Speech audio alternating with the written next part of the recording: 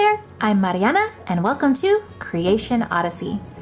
So today I'm super excited because I have here with me the new Nendoroid dolls, Alice and the White Rabbit. So I'm super excited. These are like really cute dolls. I think Good Smile Company did a really great job. I'm super excited for the Red Queen and the Mad Hatter to come out later on this year as well. So let's go ahead and open these up and see what they look like inside.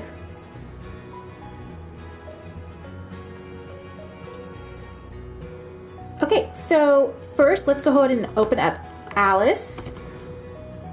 Oh, I probably need something to cut this open with, don't I? Just get the scissors.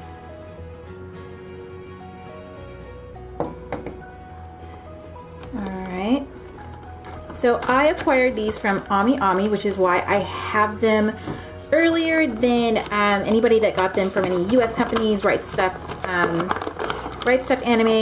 Crunchyroll, Tokyo Taco Mode. They get their stuff later because that's a US release. So first let's take a look at Alice here. I've got her plastic off and everything. And here's her little apron. I think her expression is super cute. I'm going to take back something I said in my Nendoroid Emily review video about them having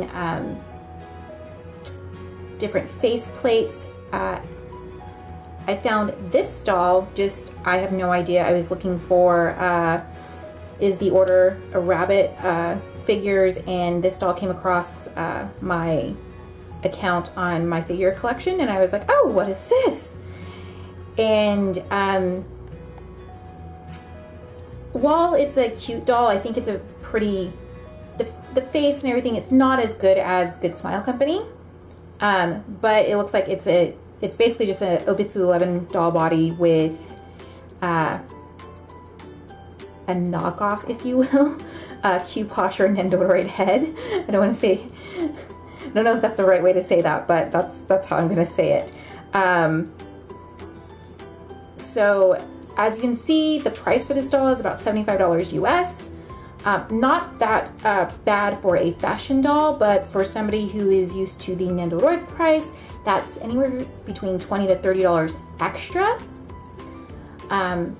So I do kind of understand more why Good Smile Company didn't do extra face plates with the dolls. Although I will say again that I hope that they come out with extra faceplate sets for the dolls, just so you can have different expressions. Like Alice's expression is really happy and it's cute, but I would like if she had like a pouty expression, or maybe even a sad one, a surprised one, something else that can bring out more of the character if you're doing photographs, or just, you know, you want to pose them really cute in a fun way or anything like that. So let's go ahead and take a look at her outfit. The apron's really cute. She's got her Krillian on, or extras, or slip. So go ahead and, I think the bow is really cute in the back of her outfit here. Don't take my glove. So right away, I do see some misstitching here. That's okay though, it's not that big of a deal. Actually, I think that's gonna bug me.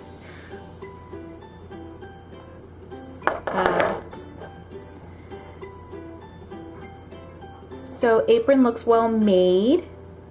I think the bow's cute on there on the back. And then her dress. No. I'm going to be looking at their clothes this time, just because the clothes are a little more detailed than the Emily and Riho outfits, I feel, because those were just like kind of plain school outfits. So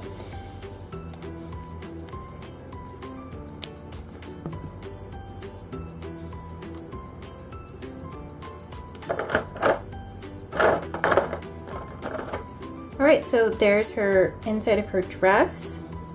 I think it's well done. It's well done. This is a little messy up here, but that probably couldn't be avoided. So next is her little slip. I think that's perfectly fine for a slip. It doesn't need to be anything fancy. And she's got her little, does she have plastic on this? She's got her little leggings. They're like super high on her. Like they're like kind of almost too long. And there is plastic under here, so that makes some sense. I'm gonna remove this so I can add. Now that I've got her stuff back on, I'm gonna get her dress back on and we'll look at the red rabbit. Next here we have the white rabbit. So his little tailored outfit is so cute. And I think his expression is adorable. Again, extra faceplates would be nice. Anyway, does it not bug anybody else that the white rabbit's hair is like orangish blonde, like a strawberry blonde? I don't get it. Like he even has like reddish eyes like a rabbit would. So I don't understand why his hair isn't white. I mean, even his ears are white. Like it just doesn't make any sense to me. Kind of bugs me. I'm probably being too particular, but I really think that the white rabbit should have come with white hair. An easy but not so easy fix. You could always repaint his hair, which I'm going to try to do once I get a hold of an airbrush. Repainting his hair differently. White, if that doesn't work, there are plenty of people out there that sell like extras and do Nendoroid custom, so I'm pretty sure I could find white hair that will suit his face just fine. Maybe something even a little crazier, because White Rabbit's always pretty like frantic and stressed out because he's running late, so that would be super cute as well.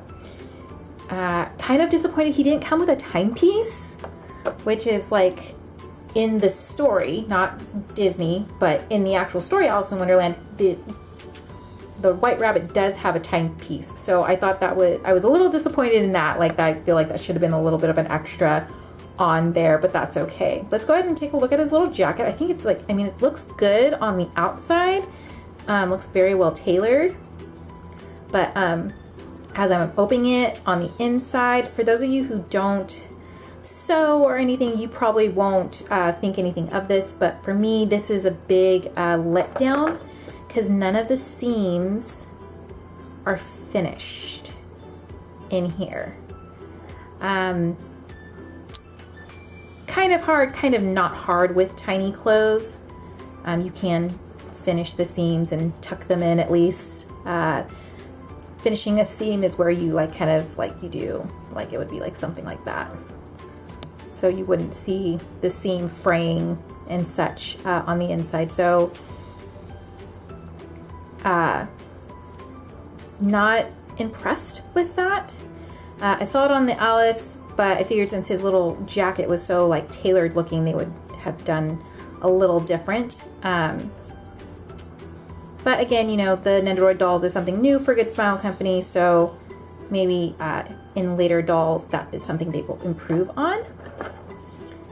I was kind of disappointed because I thought he came with an actual shirt and a vest, but it's just like a shirt vest, if you will. So that's a little disappointing, but I could understand how that could have been bulky or just an unnecessary extra cost, and probably would have taken the dolls longer to make. So there's that. His pants, I think, are sewn just fine. Like his little socks. I already took the plastic off of these earlier, his legs. So, yeah, there's the White Rabbit. So, like I said, a little disappointed in the jacket and the tailoring. Take his shirt off, and you'll see in the inside there, it's the same thing, except I wouldn't. Yeah, no, I feel like they could have, you know, kind of touched some stuff in a little bit or cut it a little neater. Sorry, I'm umming a whole lot here. Brain is not working right now. It's like dinner time. So let's go ahead and get him and Alice side by side and see how cute they look. So that's it for Alice and the White Rabbit. Conclusions, real quick.